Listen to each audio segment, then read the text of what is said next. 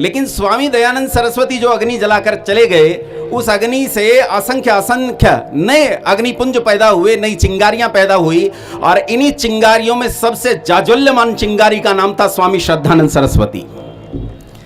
ये वो स्वामी श्रद्धानंद सरस्वती हैं जिन्हें मैं अक्सर कहता हूं कि आपने स्वामी श्रद्धानंद सरस्वती का नाम सुना हो तो ये व्यक्ति नहीं, संस्था था, संस्था।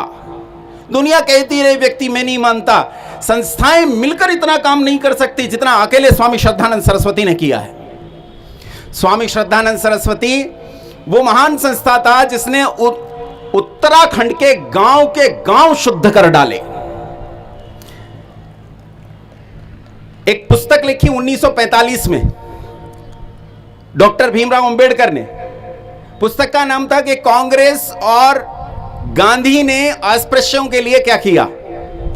इसी पुस्तक में लिखते हुए उन्होंने कहा कि 1922 में एक समिति गठित हुई और 1922 की समिति में स्वामी श्रद्धानंद सरस्वती थे, जिन्होंने एक बृहद स्वरूप रखा समाज में इन दलितों के लिए। उसके लिए एक बड़ा बजट बनाया गया, लेकिन कांग्रेस ने वो बजट देने से मना कर दिया।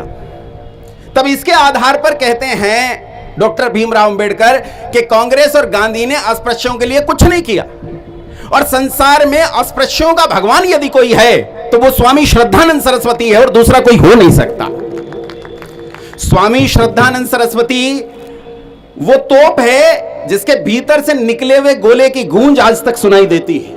आज तक वो जामा मस्जिद हो या दूसरों के धर्मस्थल रहे हो, उन धर्मस्थलों से निर्भीक बोलने वाला यदि कोई पैदा हुआ तो वो स्वामी श्रद्धानंद सरस्वती था।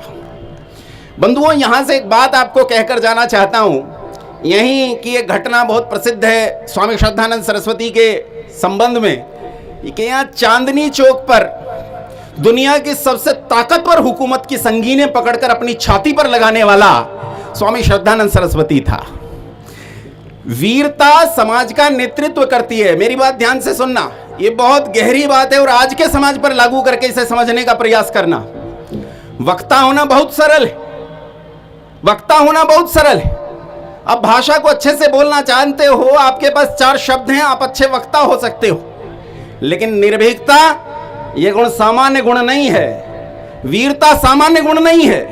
ये वीरता का गुण बहुत जरूरी है। और याद रखना, यदि आपको अपने समाज को उन्नति देनी है, आपको अपने राष्ट्र की रक्षा करनी है, अपने समाज की रक्षा करनी है, आपको अपने निकाय की रक्षा करनी है, तो इस निकाय की रक्षा के लिए सबसे जरूरी चीज है कि आप जो नेतृत्व चुनो वो नेतृत्व वीरता से भरा हुआ होना चाहिए। कायर लोगों को नेतृत्व देकर अपने समाज को बर्बाद कर लोगे।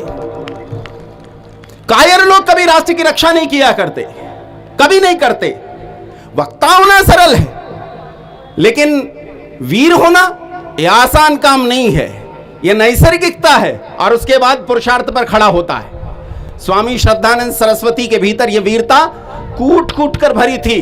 आज जो लोग कहते हैं ना, जो कहा जाता है वीर भोग्या वसुंधरा, वो वीर भोग्या वसुंधरा एकदम सार्थक वाक्य है। इस सार्थक वाक्य को हमें अपने जीवन में उतारना चाहिए।